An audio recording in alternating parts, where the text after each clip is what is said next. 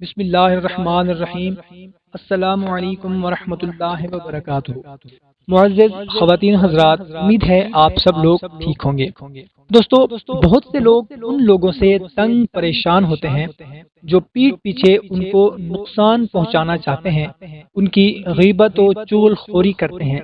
یا لوگوں میں ان کی غلط تشہیر کرتے ہیں۔ بہت سی بہنیں بھائی کمنٹ کرتے ہیں اور بتاتے ہیں کہ فلاں میرے ساتھ ایسا کر رہا ہے، کوئی اپنے گھر میں کسی بندے سے پریشان ہوتا ہے تو کوئی محلے یا آفس فیکٹری میں کسی ایسے بندے سے تنگ ہوتا ہے جو جھوٹی باتیں کرتے ہیں ہمارے خلاف اور لوگوں کو ہمارے خلاف اکساتے ہیں۔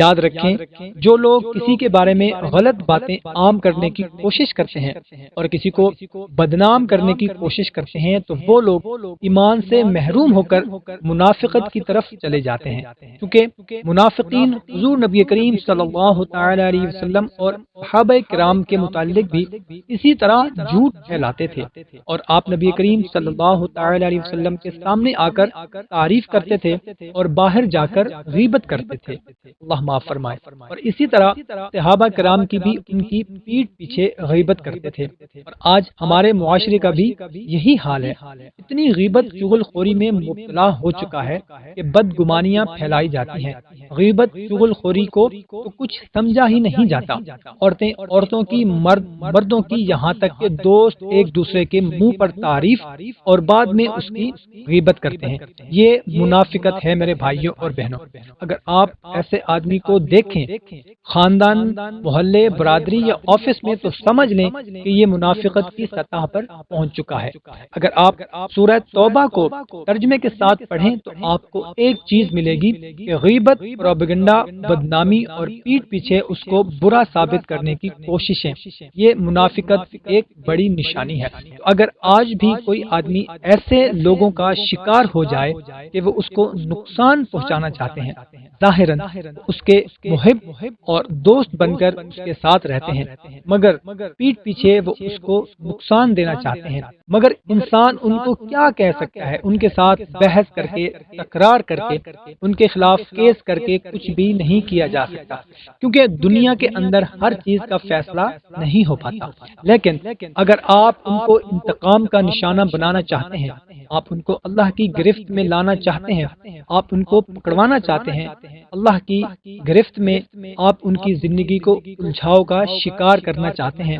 اب یہ چاہتے ہیں کہ آپ کو نقصان دینے والے، آپ کے ساتھ منافقت کرنے والے اور آپ کو ذلیل و پست کرنے کی کوشش کرنے والے اللہ کی گرفت میں،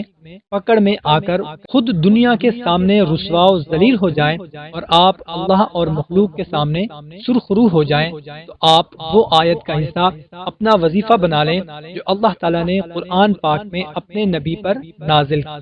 کہ یہودی نہیں، نصارہ نہیں، بلکہ اپنے لوگ جو منافقت رکھتے تھے اور جو ظاہراً کلمہ پڑھ کے آئے تھے اور وہ صحابہ کرام اور نبی کریم صلی اللہ تعالی علیہ وسلم کے مخالف تھے، ان منافقین کے لیے یہ الفاظ نازل ہوئے۔ سورہ توبہ میں اللہ رب العزت نے فرمایا ساخر اللہ منہم، آپ یہ الفاظ ساخر اللہ منہم